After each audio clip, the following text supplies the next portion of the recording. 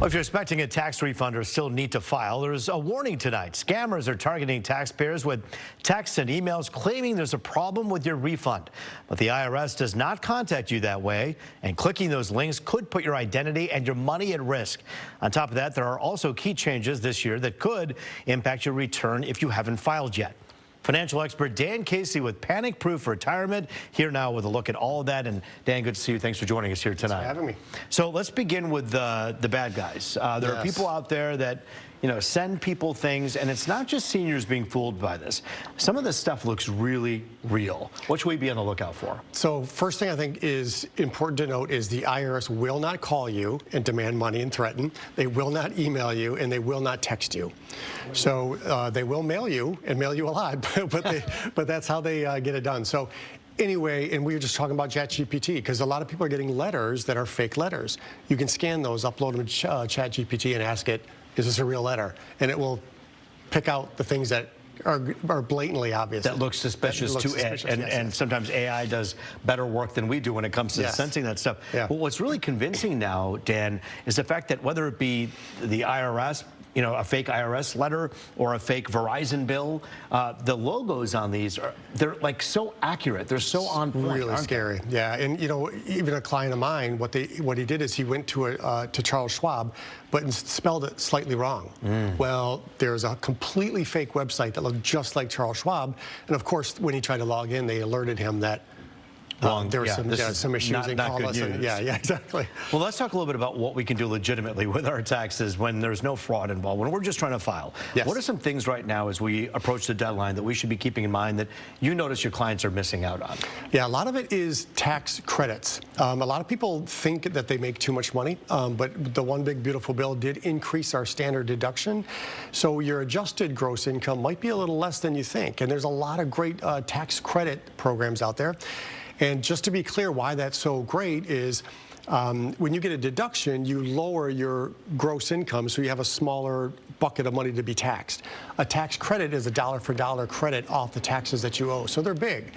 So for families, for education, there's a lot of great tax credits out there. Kind of dive into some of those for us. If you have kids that are in college or if your kids are going to private school, is that so education credits. So American Opportunities one, that's for a 4-year college. That's $2,500 per student.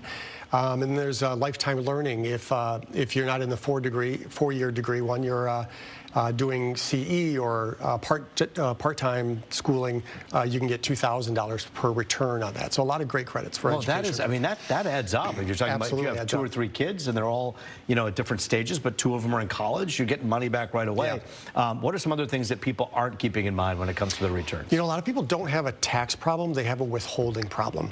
So they have to look at their withholding, and you can use a calculator on the IRS website to calculate where you are with that, because a lot of people, they love getting that big bonus and the refund, but really, again, it's the IRS gets to play with your money, and they don't even give you any interest for it. So it's best if you keep it. You can pay bills, pay gas, pay everything you want, but you need to calculate it and adjust your W-4s so you're not withholding too much, because you don't really want to get that big return at the end. When you talk about the budget bill, the big beautiful bill, as many people call it, what else is in there that people should keep in mind? Anything for seniors, people with Social Security? Yeah, seniors. So if you're 65 and older, you get an extra $6,000 per person. So if you're married, you get to add on $12,000 onto the standard deduction.